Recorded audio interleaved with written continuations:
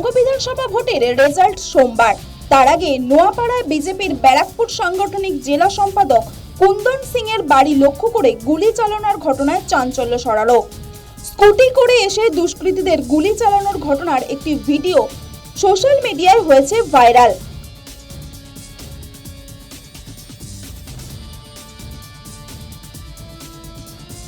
জড়িত সন্দেহে দুজনকে গ্রেফতার করেছে পুলিশ।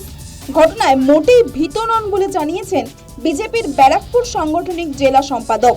নিশানা করেন তৃণমূলকে, ভয় দেখিয়ে লাভ হবে না বলে দিয়েছেন হুঙ্কার।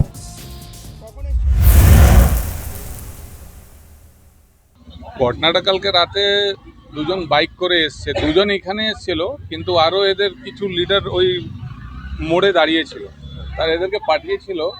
এরা অল আর তৃণমূল অ্যান্টি সোশ্যাল, তারা শেল্টার পেয়ে, তাদের ছবি অনেকেই আমি দিয়েছি। এরা কিন্তু টিএমসি আন্ডারেই থাকে। এরা টোটাল এসে বাইক থেকে দুজন একদম গুলি ফায়ারিং স্টার্ট করে দিয়েছে। ও হারছে, ভাবছে কি লাস্ট শেষ যদি কিছু করতে পারি, কিন্তু আমাদেরকে ভয় ভয় দেখিয়ে কোনো লাভ নেই।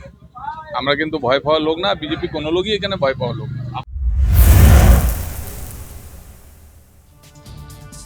বিজেপি নেতার বাড়ি লক্ষ্য করে গুলি চালানোর অভিযোগকে ঘিরে শুরু হয়েছে জোর চর্চা। পরস্পরকে নিশানা করেছে তৃণমূল ও বিজেপি। তৃণমূল কংগ্রেসের যে ওখানকার প্রার্থী ছিল ত্রিয়াঙ্কু ভট্টাচার্য, তার ইনস্ট্রাকশনে, পার্থভূমিকে ইনস্ট্রাকশনে এই যে ভয় দেখাবার জন্য যাতে কাউন্টিংয়ে বিজেপির কর্মীরা না যায়, তার জন্য এই চেষ্টা হয়েছে। কিন্তু যারা করেছে, যারা করিয়েছে, তারা কিন্তু ভুল গেমে ভুল করলো। এই কাজ করে ব্যারাকপুরে পলিটিক্স করা যায় না। এরা যারা জানে তারা ভালো করে জানে, যারা না জানে তারা ভালো করে জেনে নেই। এক রাউন্ড গুলি চলেছে। আমি এখনো জানি না ফুটেজটা এখনকার না অনেক আগের, এসব কিছু এখনো তদন্ত হয়নি এবং কিছুই পাওয়া যায়নি। পুলিশ প্রশাসন দেখছে, নিশ্চয়ই দেখবে যে ফুটেজটা এখনকার না 6 মাস আগে না 1 বছর আগে না তারই কোনো লোক করেছে। ঘটনায় আতঙ্ক তৈরি হয়েছে এলাকায়। রাজনৈতিক হিংসা না ব্যক্তিগত শত্রুতার জের খতিয়ে দেখছে পুলিশ।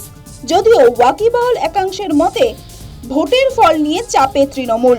গণনার আগে হিংসার রাজনীতি আমদানি করে বিরোধীদের ভয় দেখানোর চেষ্টা বলে অভিযোগ উঠেছে। News time.